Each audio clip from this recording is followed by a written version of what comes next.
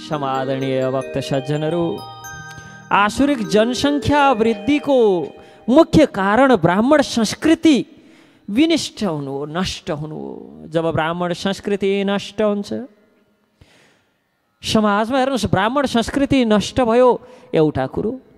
दोस्रो, अहिले समाज नेपालको भारतको मात्र कुरा गर्दै छुइनँ भक्त भागवतहरू, विश्वको कुनै पनि कुनामा क्षेत्रीयको सरकार छैन। सरकार आजकल प्रजातान्त्रिक हुन्छ भक्त भागवतहरू। जो जस्तो छ त्यसले त्यस्तैलाई चुनेर पठाउँछ। मूर्खले मूर्खलाई चुनेर पठाउँछ, भ्रष्टले भ्रष्टलाई चुनेर पठाउँछ, शूद्रले शूद्रलाई चुनेर पठाउँछ। ब्राह्मण र क्षेत्रीय त समाजमा छँदै छैनन्, कसले कसलाई चुनेर पठाउने। ब्राह्मण संस्कृति लोप भए पछाडि क्षेत्रीय त त्यसै नै लोप हुन्छन्। समाज भाँडिनुमा सबैभन्दा जिम्मेवार भक्त भागवतहरू ब्राह्मणहरू हुन्छन्। किन?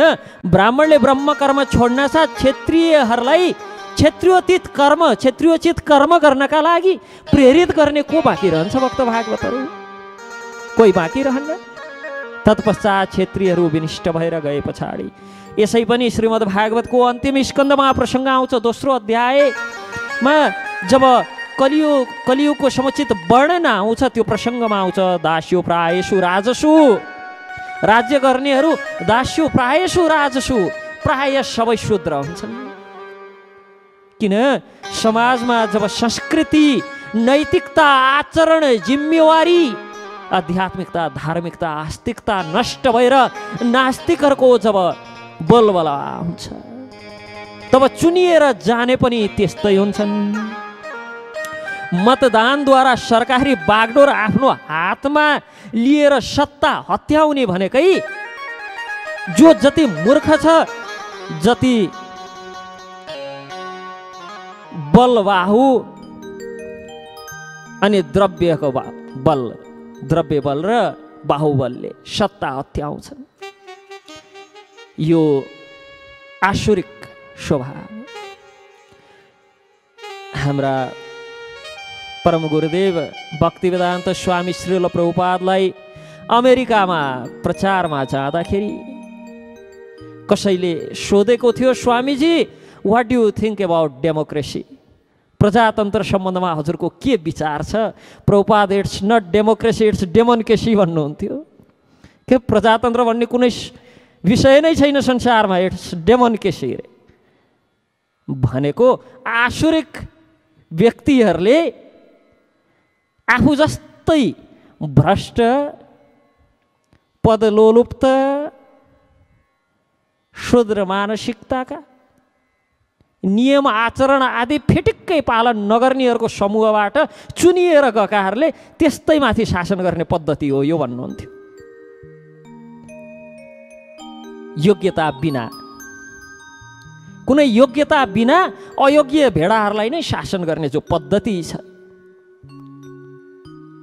त्यो पद्धति दास्यो प्रायसु राजसु। दास्यु अर्थात् लुटेराहरूको नीति हो। दस्युको ठ्याक्कै अर्थ लुटेरा भन्ने लाग्छ। अरूलाई चुसेर मोटाउनेहरूलाई दस्यु भन्छन्। र के हुन्छ त? दास्यु प्रायसु राजसु। कलियुग जति बढ्दै जान्छ, लुटेराहरूले त्यति चुस्दै आफू मोटाउँछन्, तिनैले शासन सत्ताको बागडोर सम्हाल्छन्। र तिनको शासन सत्ता आउनु भनेको बरु हिरण्याक्षको राज्यमा, हिरण्यकश्यपको राज्यमा बस्नेहरू अलि भाग्यमानी हुन्। कमसे कम तिनले त शिर नै शरीरबाट अलग गरिदिन्थे। भगवान् विष्णुको स्मरण गर्दै गर्दै भगवान् विष्णुको लोक त प्राप्ति हुन्थ्यो। अहिले त न तिनले बाँच्न दिन्छन् त न तिनले मर्न दिन्छन्। अहिलेका शासकहरूले न आफ्नो संस्कार संस्कृति जगेर्ना गरेर बाँचौँ न भन्दाखेरि पनि बाँच्न दिन्नन् अनि मर्न पनि दिन्नन्। यस प्रकार ब्राह्मणबाट संस्कार संस्कृति आचरण चरित्रको उपदेश प्राप्त नगरे पछाडि कोही क्षेत्रीय शासक रहँदैनन्। सत्ययुग छोडेर पूर्वमा जब असुरहरूको प्रभाव थियो, हिरण्यकश्यपुले ब्राह्मण संस्कृति तथा क्षेत्रीय सरकार विनाश गर्ने जो योजना बनाएको थियो र सारा जगतमा अराजकता फैल्याउने जुन योजना थियो, सत्ययुगमा यो योजना कार्यान्वित गर्न अत्यन्त कठिन थियो, किन सबै आफ्नो प्रवृत्ति आफ्नो वृत्तिमा लागेका थिए।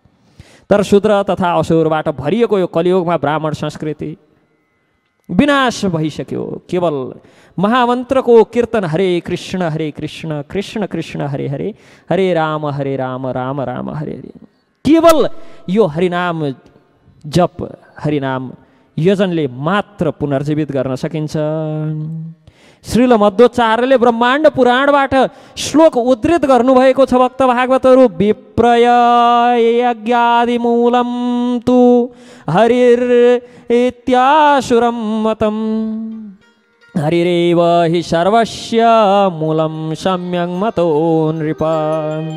हे राजन, असुरगणले सोच्ने गर्छन् कि भगवान श्रीहरि या भगवान विष्णुको अस्तित्व ब्राह्मण तथा यज्ञका कारणले हो, त्यही भएर ब्राह्मण र यज्ञलाई विनाश गर्यो भनेदेखि विष्णुको अस्तित्व सामूल नष्ट भएर जान्छ। तर तथ्य के हो थाहा छ भक्त भागवतहरू? हरिर एव हि सर्वस्य मूलम सम्यक मतो नृपः। कि तथ्य चाहिँ के हो भने, सत्य कुरा चाहिँ के हो भने, भगवान श्रीहरि ब्राह्मण तथा यज्ञ सहित प्रत्येक वस्तुका कारण भगवान श्रीहरि हुनुहुन्छ। हेर्नु त, यहाँ पनि बुद्धि बिल्कुल उल्टो छ। असुरको बुद्धि के भनेर विचार गर्थ्यो भन्दा, भगवान श्रीहरिको अस्तित्वको कारक ब्राह्मण र यज्ञ हुन्, तर तथ्य हरिर एव हि सर्वस्य मूलं सम्यक मतो नृपः। भगवान श्रीहरि चाहिँ ब्राह्मण र धर्मका यज्ञ सहित प्रत्येक वस्तुका कारक हुनुहुन्छ, मूल हुनुहुन्छ। अतएव हरिकीर्तन या संकीर्तनको प्रचारद्वारा ब्राह्मण संस्कृति र क्षेत्रीय सरकार सो त फिर्ता ल्याउन सकिन्छ।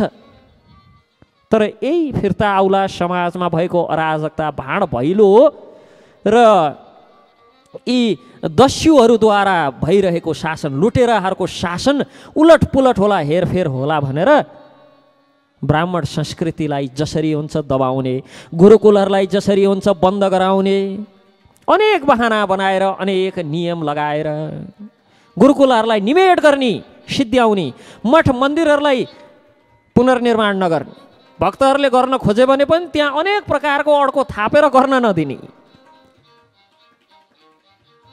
यो वास्तवमा ती लुटेराहरूलाई बडो डर छ। कतै यो ब्राह्मण संस्कृति, कतै यो उच्च चरित्रवान नैतिकवान विद्यार्थीहरू गुरुकुलबाट निस्किएर समाजमा फेरि धर्म स्थापना गर्लान् र हाम्रो लुटपाटको जागिर जाला भन्ने बडो डर छ तिनीहरूलाई।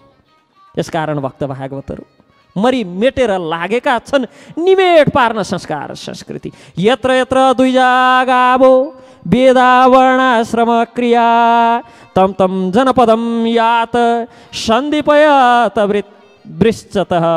जहाँ जहाँ गाई तथा ब्राह्मणलाई सुरक्षा प्राप्त हुन्छ, जहाँ जहाँ वर्णाश्रम नियम अनुसार वेदको अध्ययन हुन्छ, जहाँ जहाँ गाईको सेवा हुन्छ, त्यहाँ तुरुन्त जाओ, त्यहाँ गएर आगो लगाइदियो, जीवनको स्रोत वृक्ष आदिलाई जरैदेखि काट।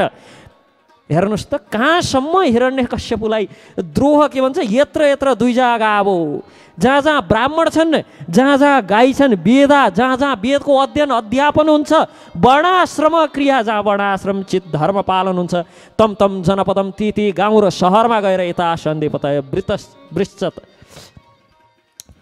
त्यो समस्त वृक्ष आदिलाई पनि काटेर निमेट पार, उद्यान आदि पनि सकाओ। वास्तविक मानव सभ्यताको चित्रको वर्णन छ यहाँ। पूर्ण मानव सभ्यतामा भलीभाँति प्रशिक्षित व्यक्तिहरू वर्ग पूर्ण ब्राह्मणको रूपमा हुने गर्नुपर्दछ। यस प्रकार शास्त्र आदेश अनुसार सुचारू रूपले देशको शासन चलाउनका लागि क्षेत्रीय हुनुपर्छ, वैश्य हुनुपर्छ र गाईको रक्षा हुनुपर्छ। गाव शब्द सूचित गर्छ यहाँ गाईको सुरक्षा मा खटिनुपर्छ, गाईलाई सुरक्षा प्रदान गर्नुपर्छ, किनभने वैदिक सभ्यता समाप्त भयो भने गाई पनि सुरक्षित रहँदैनन्, जो त हामीले समाजमा अहिले देख्न सक्छौँ। भक्त भागवतहरू बाटो बाटोमा दुध खाइसके पछाडि एक त त्यो दुध प्राप्त गर्नका लागि भनेर छँदा खाँदाका ती गौमातालाई अनेक प्रकारका क्यान्सर तत्त्वले भरिएका सुई लगाएर, कृत्रिम गर्भधारण गराएर धेरै धेरै दुध दुनका लागि भनेर अनेक प्रकारले ती भएका गाईहरूलाई कष्ट दिए। तीबाट त्यो बाछा बाछीलाई थोपो नराखिकन दुध चुसेर, अनि दुध चुस्दा चुस्दा जब ती गाईले दुध दिन सक्दैनन्, दुध दिन छोड्छिन्, बाटोमा लगेर छोडेर भक्त भागवतहरू कसैले मानव समाजमा आफ्ना सन्तानलाई दुध कम भयो भनेर आमालाई नै अनेक प्रकारका यो जेनेटिकल लेभलमा छेडखानी गरेर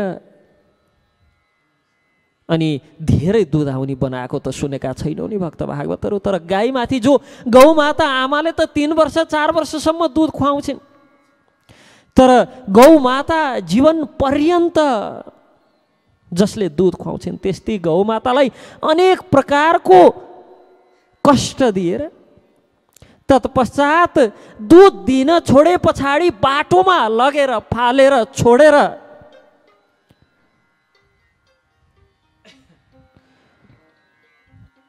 पशुवध केन्द्रहरूमा वधशालाहरूमा बेचेर अन्धाधुन्ध गाई आदिको वध गरेर यस्तो कार्य असुरहरूको हो भक्त भागवतहरू। यस्तो आसुरिक कार्य हाम्रा अगाडि हुँदाखेरि पनि हामी आँखा चिम्लेर बालुवामा टाउको घुसारेर कुनै खतरा छैन है, सबै सुरक्षित छौँ है भनेर नाटक गरेर बसेका छौँ भक्त भागवतहरू। कहिले जाग्छौँ, कहिले उठ्छौँ, गाईको, वेदको, ब्राह्मण संस्कृतिको, संस्कारको, गुरुकुलको संरक्षण हेतु हामी कहिले उठ्ने भक्त भागवतहरू? कहिले हामीमा त्यो चेतना आउने, कहिले हामी सपनाबाट जाग्ने? आसुरी सभ्यताले समाजलाई खर्लप्पै निलिसक्यो भक्त भागवतहरू, खाइसक्यो। जो हिरण्यकश्यपुले त्यतिखेर गर्न चाहन्थ्यो भक्त भागवतहरू, त्यो आज हुँदैछ हाम्रा आँखा अगाडि।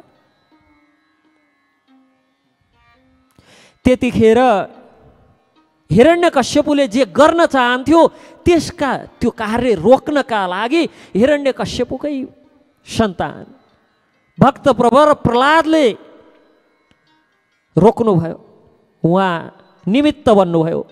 हामी त्यस्तै गरी भक्त प्रहलाद कहिले बन्ने, निमित्त कहिले बन्ने भक्त भागवतहरू?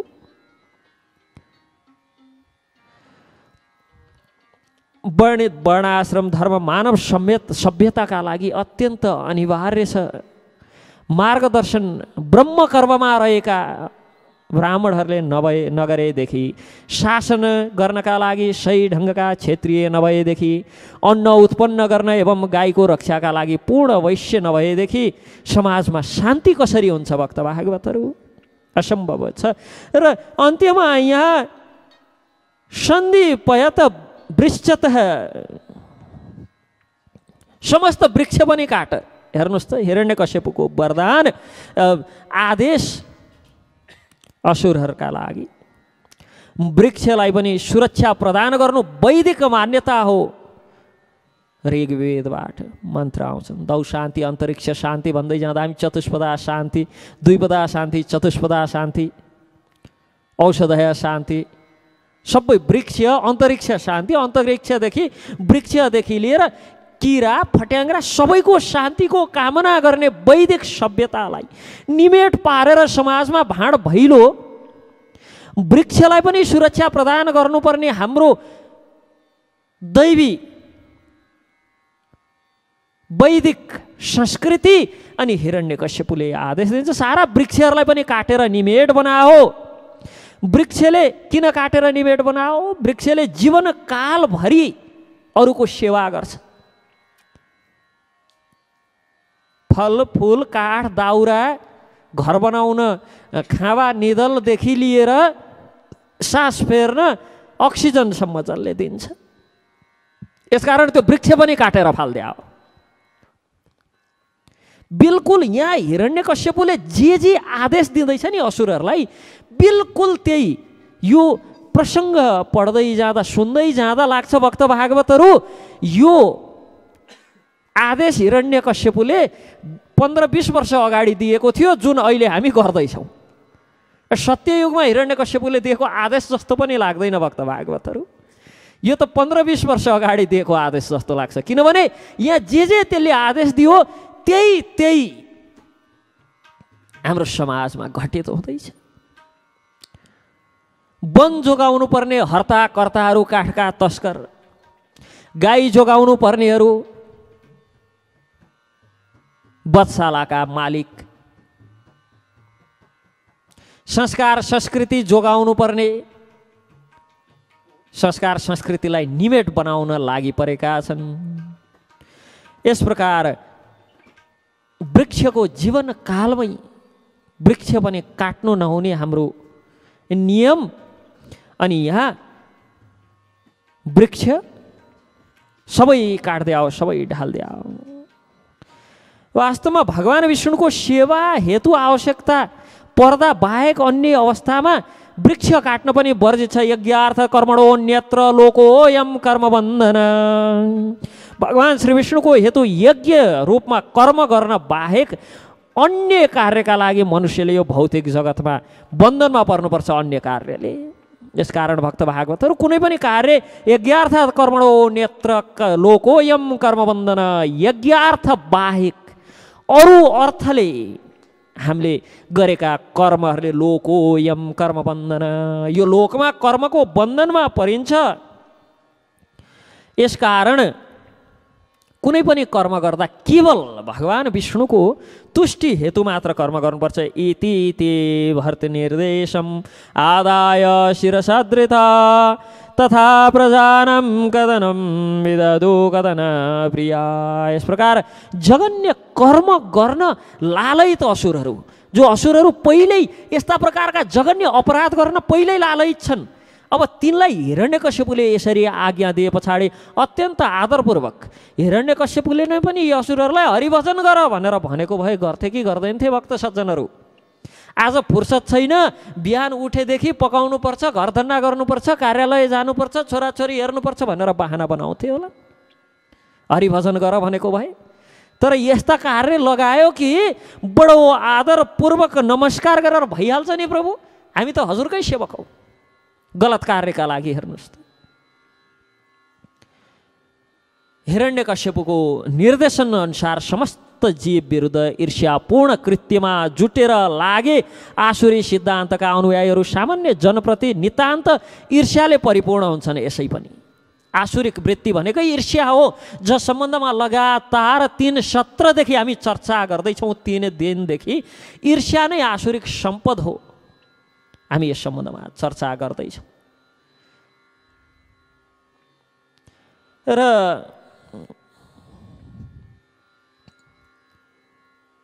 असुरहरूको स्वभाव नै ईर्ष्या, जनसाधारणप्रति बडो ईर्ष्या हुन्छ। तिनीहरूलाई दमन गर्न, दमित गर्न असुरहरूले सधैँ प्रयास गर्छन्। भक्त भागवतहरू त्यो प्रयास अझ कसैले त्यही कार्य गर्दा गर्दै स्वामीको सेवा पनि हुने, बडो आदरपूर्वक सम्मानपूर्वक हात जोडेर शिर निहुर्याएर हस् हजुर जो आज्ञा। यस प्रकार पुरग्राम ब्रजोद्यान क्षेत्र रामाश्रमाकरान खेट खर्वट घोषांश ददहु पतनानि च।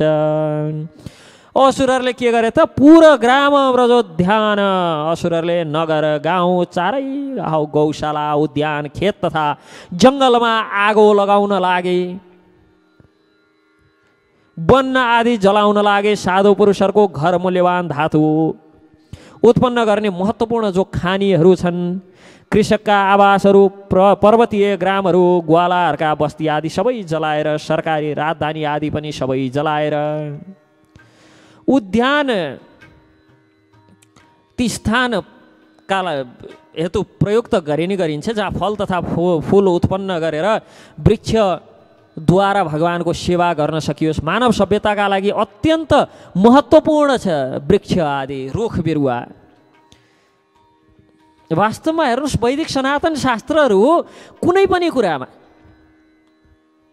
आज हामी रुख रोप्नुपर्छ, वृक्षारोपण गर्नुपर्छ, वातावरण सखा भयो सक्यो भनेर हिँड्दै गर्दा शास्त्रले वृक्षको कत्रो महत्त्व बताएको छ भक्त भागवतहरू।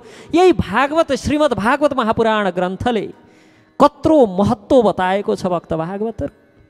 र त्यति मात्र होइन, भगवान स्वयंले पनि पत्रम पुष्पम फलम तोयम 4 थोक माग्नुहुन्छ। 4 थोक मध्ये प्रत्यक्ष रूपमा 3 थोक त वृक्षबाटै प्राप्त हुन्छ, पत्रम पुष्पम र फलम।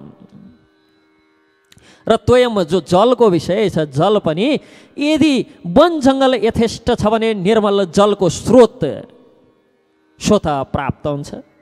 यसबाट भगवानले 4 थोक माग्दाखेरि पत्रम पुष्पम फलम तोयम यो मे भक्त्या प्रयच्छति। भगवानले 4 थोक माग्दा 3 थोक त प्रत्यक्ष वृक्षबाट माग्नुहुन्छ, 1 थोक परोक्ष रूपमा वृक्षबाटै माग्नुहुन्छ।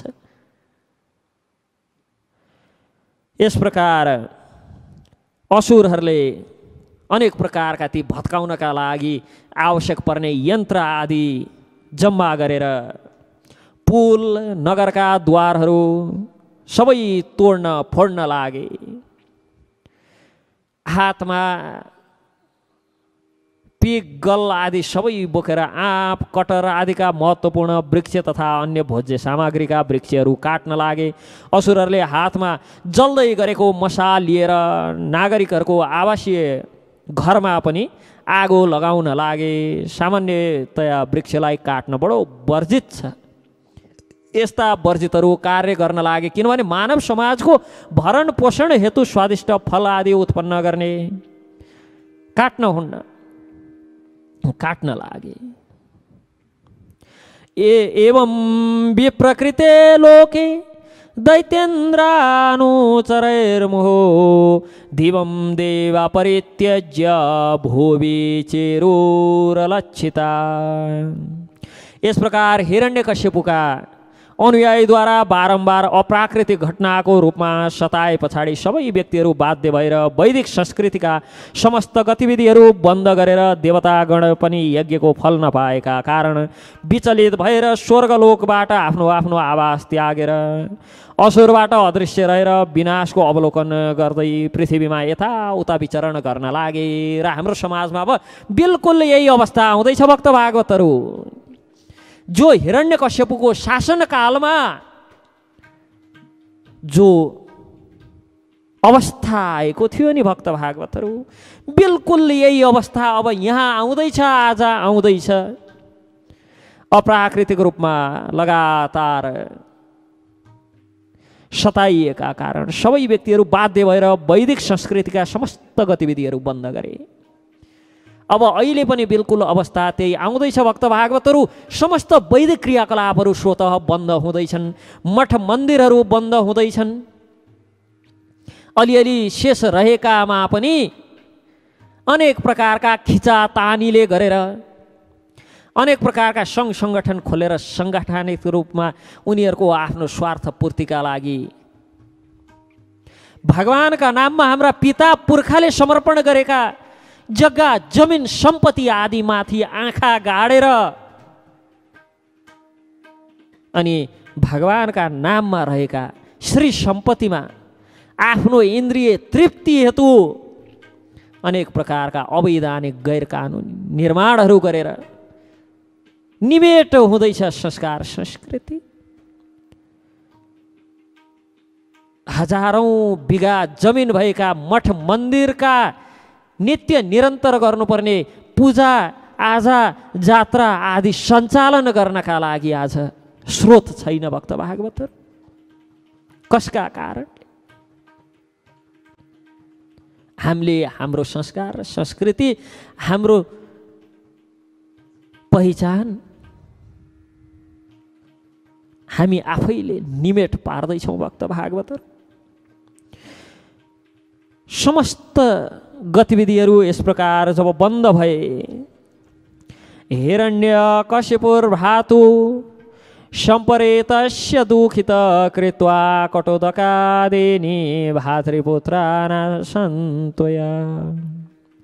अनि आफ्नो भाइको अन्त्येष्टि क्रिया सम्पन्न गरेर तत्पश्चात हिरण्यकश्यपुले अत्यन्त दुखित भएर आफ्ना भतिजाहरूलाई सान्त्वना प्रदान गर्ने प्रयास गर्न लाग्यो।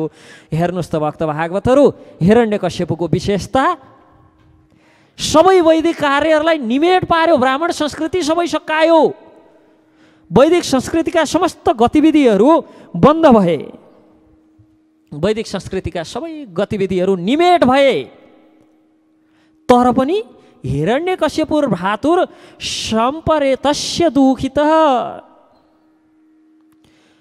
कृत्वा कृत्वा अर्थात् गरेर कटोदकादिनी, कटोदक आदिनी, कटोदक मृत्यु पश्चात गर्नुपर्ने कर्महरू आदिनी, अन्त्येष्टि क्रियाहरू सबै गरेर सबै संस्कार संस्कृति निमेट बना, तर आफूले चाहिँ गर्नुपर्ने कर्म फेरि गर्दैछ। हेर्नुहोस् भक्त भागवत, यही हो स्वभाव, आसुरिक स्वभाव।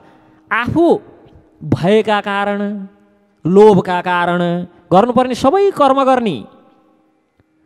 हामीले पनि अहिले समाजमा देख्न सक्छौँ भक्त भागवतहरू,